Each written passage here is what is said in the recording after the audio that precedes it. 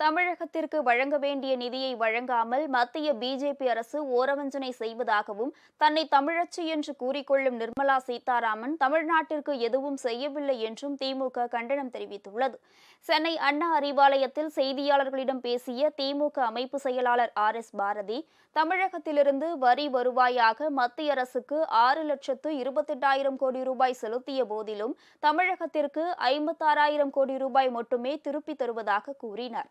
உத்தரப்பிரதேசம், பீகார், குஜராத் போன்ற மாநிலங்களுக்கு அவர்கள் கேட்காமலேயே நிதியை விடுவிக்கும் மத்திய அரசு தமிழகம் பலமுறை கேட்டபோதிலும் நிதி ஒதுக்காமல் வஞ்சித்து வருவதாக RS பாரதி குற்றம் சாட்டினார்.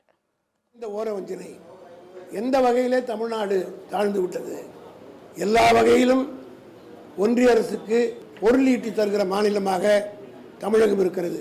வரி பகிர்வுகளை கூட 6,28,000 கோடி மத்திய அரசுக்கு நாங்கள் கொடுக்கிறோம்.